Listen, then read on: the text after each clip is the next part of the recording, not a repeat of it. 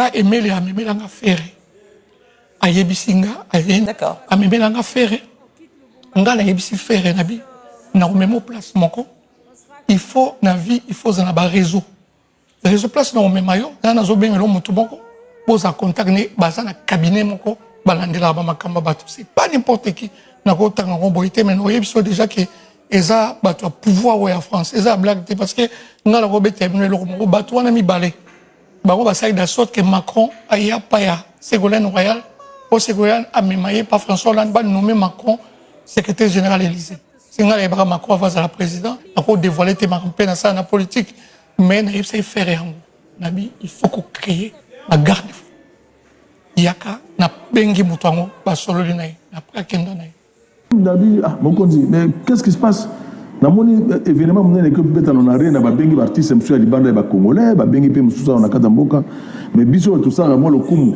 na discipline ya ko sala libeko na bino mais bo bengi biso te ndenge nini mokonzi na bina non bino boza na réseau te fu beaucoup na réseau bino boza na réseau te fu beaucoup na réseau bino boza na réseau te fu beaucoup na réseau alors na tuna ge raison monini alors à ce qui ngai qui si ya monene na ya muke les alaraté il décide qui il place. Tel politicien va être placé. Telle star va percer. C'est pas ton talent s'il y a des musiciens qui rejoignent ce live là. Non, je vous dis comment ça se passe dans le milieu.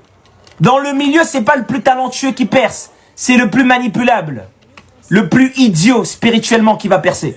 Arrêtez la musique.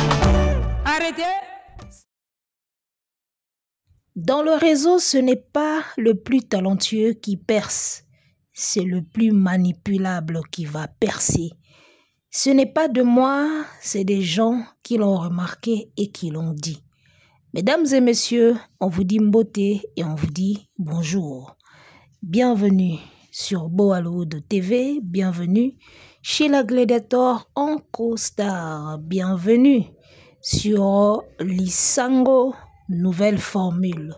C'est un plaisir pour nous de partager ce moment d'analyse avec vous. Et nous espérons aussi que le plaisir est partagé. Nouveau numéro, Lisango Boaloude TV, nulle part ailleurs que sur la vôtre, votre chaîne préférée.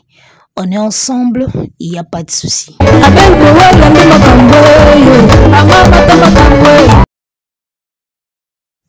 Alors, nous y sommes, mesdames, messieurs. En tout cas, nous y voilà pour le sujet en ce qui concerne les réseaux. J'espère que vous avez vu les images qu'on a mis au début là. Sujet à réseau Oyo, kandinge na moni on a ba émission, ba tutu ba tali ango, j'espère bien. Et tout le bilango na no lelo. Alors, mutuana zolo ba memela efere. Et ça qui fait, il faut avoir des garde-fous, il faut avoir des sécurités, il faut avoir un réseau. Si tu veux que les choses aillent bien, il faut avoir un réseau parce que le réseau est la sécurité. Aujourd'hui, problème bagoya. Les kambeko elio bango so ba kotango ba ochao maboko. Ozana dossier moko boye ba ochao poids pour dossier waneleka.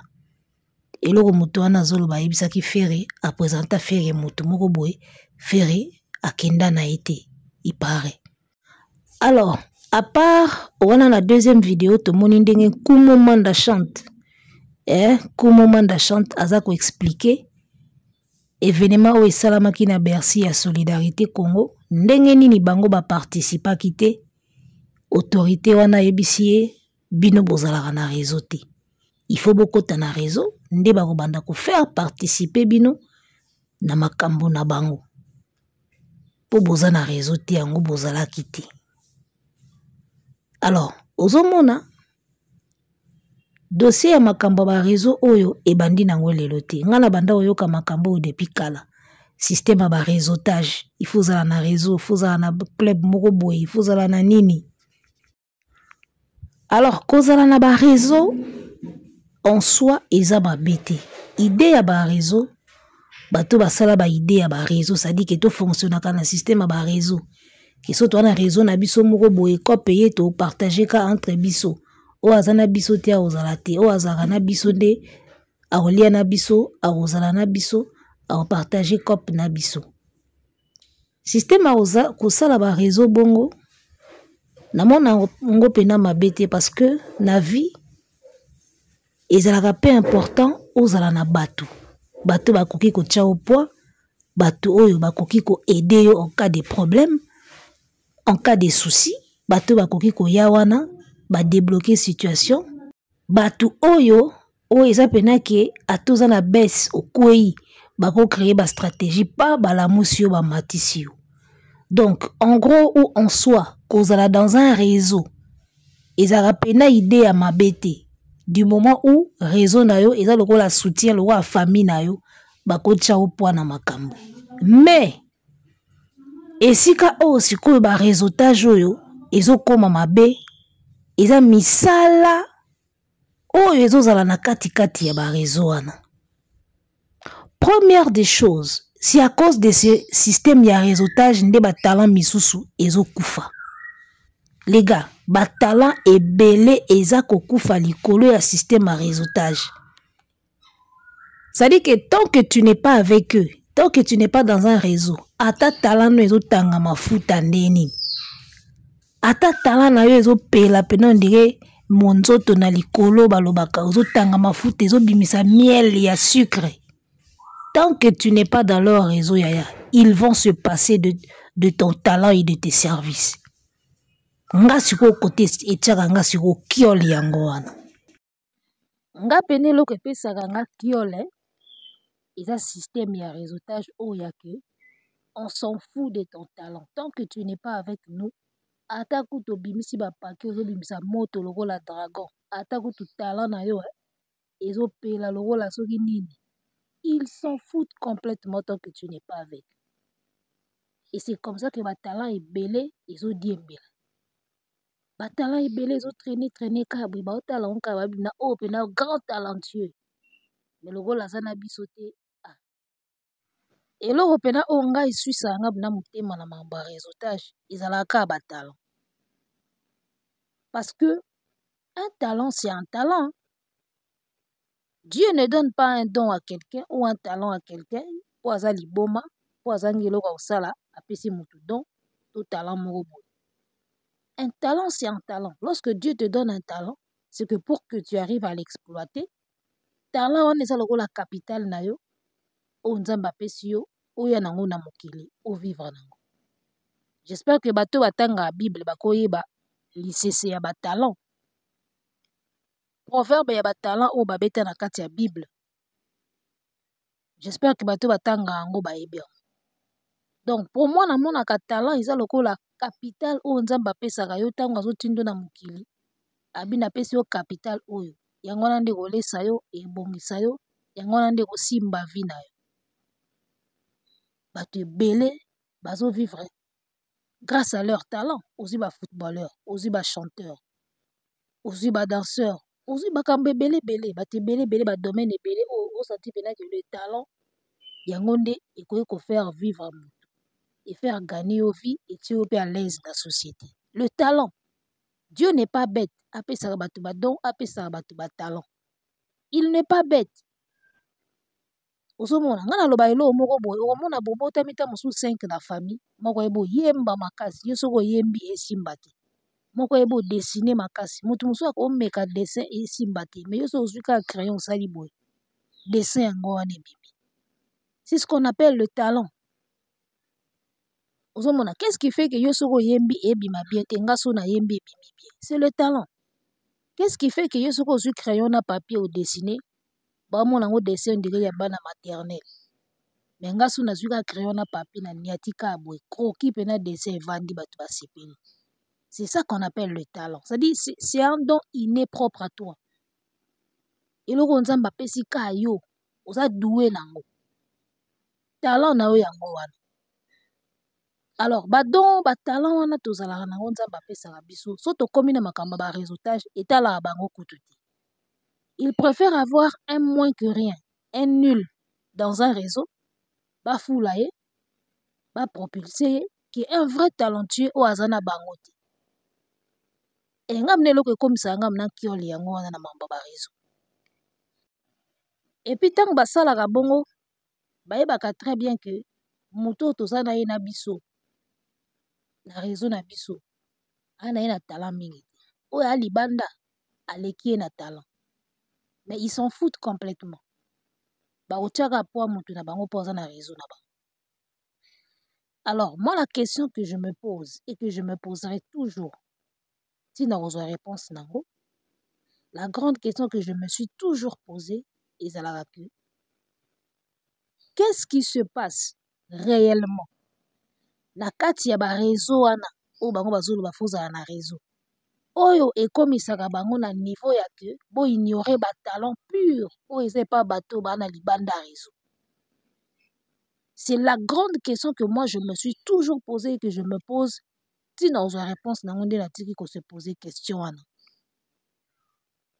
Eloko nini oyo ekoki kosala ke mutu amona pena ke talentueux yeyo il a du talent mais on peut se passer de son talent pour te soutenir un moins talentueux pour aza na réseau na biso. Qu'est-ce qui se passe dans ce genre de réseau là pour bokoma au point ya ko se passer na ba service ya ba talentueux pour supporter ba moins talentueux? Qu'est-ce qui se passe dans ces réseaux là?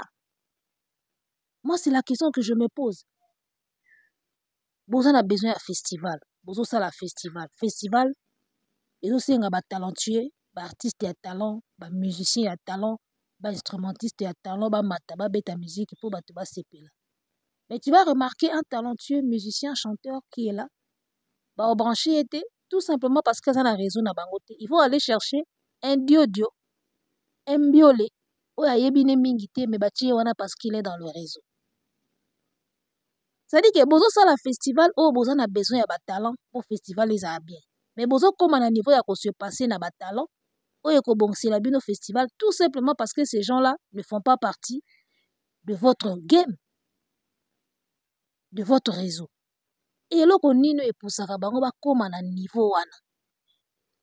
C'est la question que moi je me pose.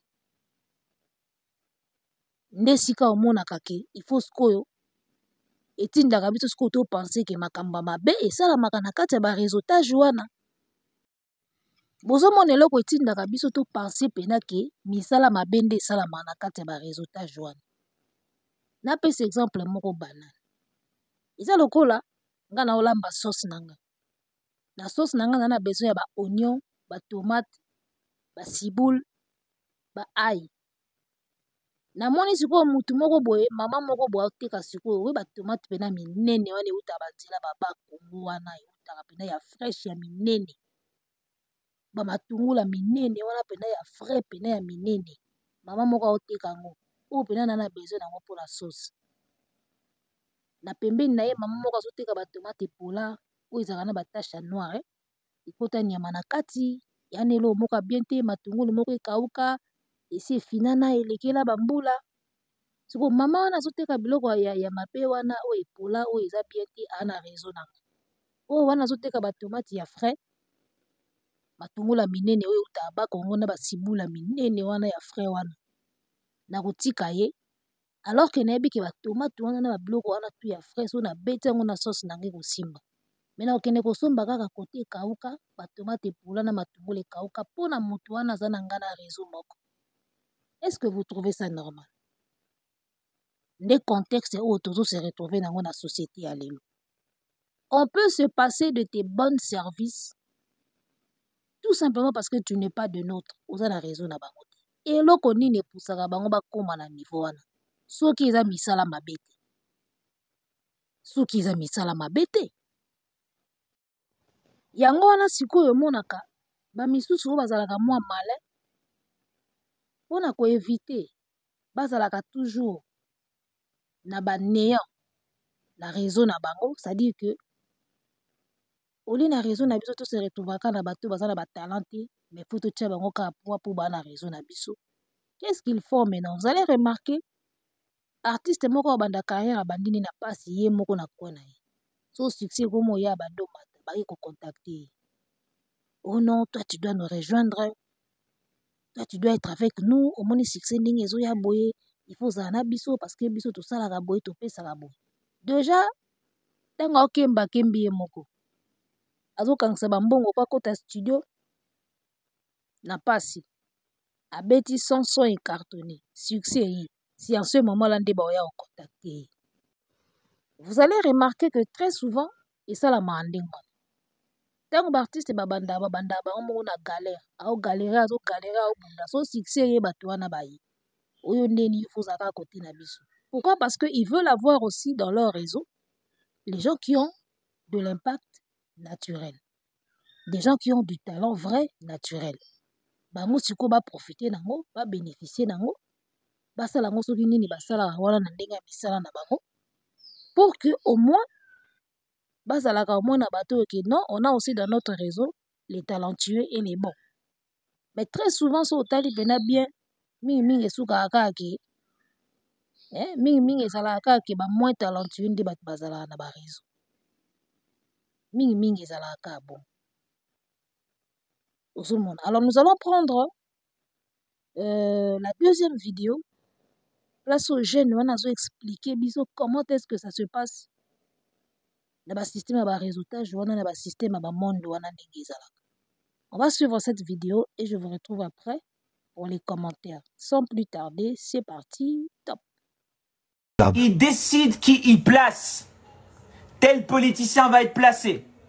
Telle star va percer. C'est pas ton talent. S'il y a des musiciens qui rejoignent ce live là, c'est pas contre vous que je dis ça. C'est pas pour vraiment détruire la flamme, l'amour que vous avez pour la musique. Non, je vous dis comment ça se passe dans le milieu. Dans le milieu, c'est pas le plus talentueux qui perce, c'est le plus manipulable, le plus idiot spirituellement qui va percer. Parce que quelqu'un qui réfléchit, c'est trop dangereux. Si demain tu te retrouves avec une audience de 5 millions d'abonnés et tu leur dis des vérités comme je suis en train de vous dire, 5 millions de gens vont donc se réveiller, c'est trop dangereux. On ne peut pas laisser un être de lumière percer, en tout cas dans les voies de l'industrie, c'est impossible. C'est impossible. Parce que je viens de vous dire que ce monde, c'est le monde des anges déchus. Vous ne le comprenez pas. Vous ne voulez pas le comprendre. Vous me demandez des preuves. Lio, les preuves, je sais pas. Observe la société, observe dehors. Il suffit juste d'avoir des yeux, hein, et rien d'autre. C'est pas dans les livres, hein, les gars. Observe. Qui perce? Qui est toujours mis en avant? Pourquoi sur TikTok, c'est toujours la médiocrité qui gagne? Pourquoi sur TikTok, c'est toujours des abrutis? Et voilà. Nous venons de suivre, j'espère que Toyoki Bisomoko, tout est dit, hein. Là, il a parlé en français, Tomeka Kolimbo, la pona bandeko mangala. En tout cas, tout est dit, les amis. Tout est dit. Ozomona. Je suis tombée sur cette vidéo na TikTok il y a, je crois, quelques mois avant même na Bima. Na Kitakine pour le Bombashi, hein. La mona na TikTok na binon, je dois l'enregistrer, c'est important. Tellement important, Mambazolo. Et peu de temps après, na kota. N'est que tomber dans ma kamba. Bon, ça fait rigolo la fois kota na réseau. Du coup, je me suis dit, les deux sujets, ils ont tellement qu'aucun ensemble que on doit l'exploiter, les gars. Dès tout ça, la émission boy, to sungakape, milimo ya batupe. On parle de la musique, c'est bien. On parle des artistes, c'est bien. Mais bah conseil mususu pe bimakawa eko sungape via moto. Ozomona. Alors, tout à la kaka coïncidence cohérence où il y a entre ces deux vidéos. Entre vidéo ya moto à lobaki ki ngana ebisaki faire et ya kota na réseau. Na oya lobby dans le système, il y a des gens qui décident qui doit briller et qui ne doit pas briller. Quel politicien va régner, quel artiste va percer. Kaka moto wana oya zo ba mama faire. Ayebisaki biso ke ngana yeba Emmanuel Macron avant comme président. Si bazo préparer wana banini ya yebaki déjà. Donc ndenga na to la rapongi to vanda raboye. To lambi, to lie, to bimi, to beti mo tout, to ke boulot, to ke kayu, to zongi, to lali. Il y a des gens oyo butu bavandaka autour d'une table ba décidaka lobi na biso ekozala ndeni. Danse nini tokobi na lobi, maladie nini, épidémie nini tokobundana nango lobi, tovandaki aje tomoni Ebola Covid. Covid eyaki ya tomonaki mambo esalaki. Ekomi avo bimasala test $50 $40. Mbongo oyo ekotaki na OMS likolo ya Covid. Na sur basombi ba hélicoptère na ba immeuble. O basombi ba immeuble te borate chance à vie na bino. Mbongo oyo tokotisi mpona ko voyager test ya Covid. Ka po bima libanda test ya Covid. Mbongo ekoti na ministère ya ba OMS wana soki nini. Nebiso mais c'est de la folie. Donc il y a des gens oyo tango biso tolalaka bango ba décidaka lobi na biso ekozala nini. Après Ebola, après Covid, batindeli biso oyo ba tâche na nzoto. C'est eux qui décident les gars. C'est pas nous. Nde bazana bayebi déjà après Macron nani a remplacé. Il le prépare déjà. Il y a rien de hasard dans le monde ya bateau. Tu vois, Dieu nous a tous créés. Atie biso na mokili, azo gérer biso. Mais na bamboka o tovandi na si ya mabele awa. Il y a des gens qui décident. Lobi na biso oza ndeni to tambola. Nani to kokumisa lobi. Nani a renele biso lobi, nani a la superstar lobi. C'est eux qui décident, c'est pas le talent. Moi jeune wana lobi. Ce n'est pas le plus talentueux qui perce, c'est le plus zoba. Muto babi ki ba manipuler bien. Ozomona bakoki jamais kotika un être de lumière azala plus populaire, azala plus suivi. Ce qu'on plus populaire, obando fungola batu mémoire, obando fungola batu misu. Mais batu bakolamuka, ils vont pas te laisser ozala na ba accès wana ya popularité ebele ba vue ebele oza très suivi. Non. Bakotika ozala très suivi ta bakotika jamais ozala très suivi papa. Bakotika ozala très suivi ta parce que eza na batu oyo soki bapesi ye popularité bapesi ye audience ebele a changer mentalité ya batu a fungola batu misu a faire comprendre batu makambo ebele alors que bango baza na besoin batu bazala bleu po ba continuer ko melisaka batu ba pilule o bango baza nango posa ba melisaka batu. Alors que pensez-vous d'un phénomène oyo ezalaka ke tu penses à quelque chose awa na Congo omona pe mutu moko boye neti jeune je crois azaka na ye na poto tango na mona vidéo na ye na bi azo réfléchir ndenge moko kana nde na réfléchisaka. En tout cas moi je pense que eza rare po ezala fruit ya hasard. Et en tout cas eza rare po ezala fruit ya hasard. Keloko moyo zo penser nango mutu moko pe kuna zo penser ndenge wana. Elobi na oye moko batu basengaki ba preuve ya makambo azoloba bi mais observez la société les gars. Observez la société, les moins talentueux qui brillent, les plus talentueux qui sont mis de côté. D'accord? Observez la société, vous allez voir.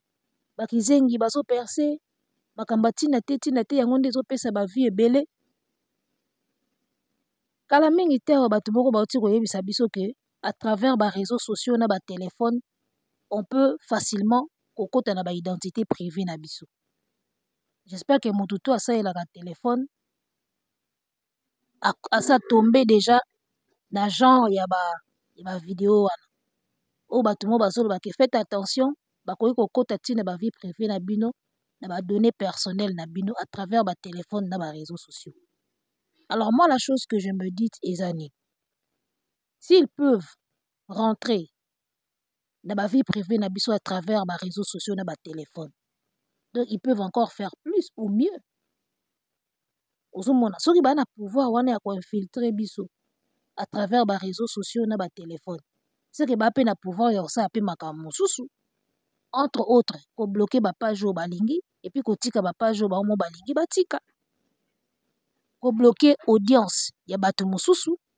Comme ça, ba matisa audience. Il y a bateau bango bazomona ke bango nde fo bazala na audience. D'où moi je dis que la vidéo de ce jeune garçon n'est pas faux.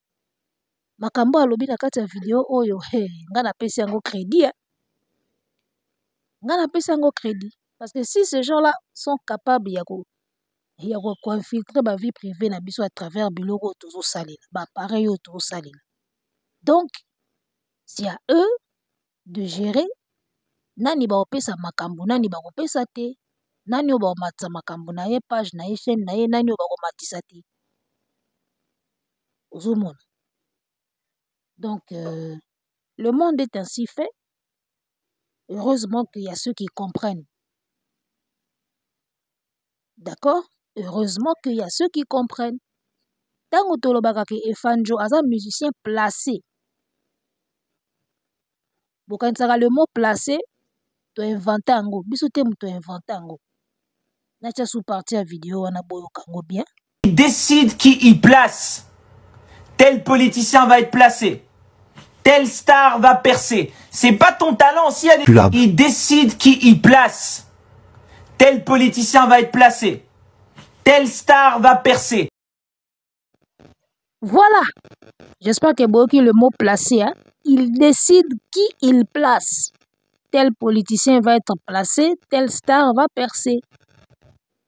Yango monaka, soki Macron yena bandal, ba otindelega muto a raison na ye. Wazola succès, ba ozalaka na ye. Ato yembaka danger, ato salaka opéra, ba ko betisa o jamais liboso ya Macron. Bato moko a raison na bango wana. Donc soki jeune ya comprendre bango azolo bango, je pense que ça bête te. Soki biso ne sope to comprendre bango to mona bango. Ngana lo bakelo moko so bokomi déjà 10, 20, 30 personnes ya ko remarquer ango. C'est que tout le monde la doute. Moi je me dis toujours ça. Beaucoup de personnes peuvent se tromper, c'est vrai. Bato belé ba koki pe ko se tromper sur un sujet. Mais so omoni lo moko déjà bato bakomi 10, 20, 30, 40, 50, 100. Ba lo baka elo moko ba remarquer lo moko. Botia na doute na pembeni, bo banda na rolandelango. Donc moi partie à vérité koza na kati. C'est ce que tout le monde remarque aujourd'hui. Bato belé ba lobela ngo système à réseau. Système à réseau, ba tout le ba comment comprendre na bango biloko wana. Yango wana monaka ate osali ndenge nini mokolo ya Macron akoya na kini bakobenga yo te ate oyembaka bien obinaka lokola Michael Jackson bakobenga te babengaka moto ya réseau et omoni bafournisaka ba effort te parce que bayebi deyaki réseau etravaille mpo na bango réseau esalaka mosala mpo na bango toyebisaka bino yango Efanjo aza artiste ya réseau aza na ba réseau akota ba réseau ba plasaka ye ko placer yango moni alingaka challenge te akoka lisu challenge te parce que il est habitué à des placements il est habitué à des placements yelinga okende place moko boye te ke moto okotele aza te bunda yo moko esimba te ye fo ba placer ye kaka akuta dia basi ba placer ye ba bongosela ye daki yo moto kozala wana yo moto koyamba Macron yo moto koyemba kuna yo moto kobeta na fête ya Macron placement na placement ozomona ba réseau moto esalaka ye azala comment ça se fait tovandaki awa na ba année 90 ba année 80 ba année wana nyonso boyebi wana mingi totiaka les années 90 année 90 wazola succès aza epa vie na ye les padres pe aza epa vie na ye bana wenge baolia wana succès bana wenge baoleka na impact baoleka na idéologie baoleka na tout sikotalaka ntango akomi na carrière solo atimbelika système ya réseautage mbala moko piu ye wana oleka bato nyonso ka boye siko na ba année 90 mpo ani yo banda koleka bafere te na babile na baseleo na bababi ndombi yo ozalaki wana ozoyemba bango mpe baza wana bazoyemba baza koleka na basuccès na makambo tu soki mpena yo ozalaki danger pourquoi na ba année 90 obandaki koleka bafere te na bamakambo na basuccès na baimpact ntango okomi kaka na carrière solo okoti réseautage yo wana okomoleka bato tu comment vous expliquez ça po musicien mpena oyo aza na makambo yo ifali obanda oleka deya bafere na baquartier latin yo mpena na quartier latin ozoleka bana wenge chose impossible na baane wana impossible ya kosakana te otikala jamais koleka bana wenge na gaz na succès na moto jamais. Depuis babanda musique banda ba rumba de jeunes otala lata oya ye wenge oya ye nini atikala jamais koleka bana wenge na ba succès na makambo jamais. Siko moto yo leka na succès te na ba ne 90 mbala moko tokomi na ba l'an 2000 boye bandi carrière solo bu okomo leka bato kaka yo ba date kaka yo ba makambo kaka yo ba trophée kaka yo ba nomination e uti wapi nyonso wana soki réseau te soki placement te nyonso wana euti wapi po yo so ozalaki pena danger il fallait pena époque oyo pena oyo tozoyoka yoka kolela ya bana faire Richard de Poule il fallait yo leka bango na makambo air wana otikala oleka bango te okomi yo moko okomi oleka bato na ba vitesse vitesse euti wapi soki réseau te na placement. C'est tout ce qu'on essaye d'expliquer aux gens que yo ozano kaka moto ya placement rien de plus.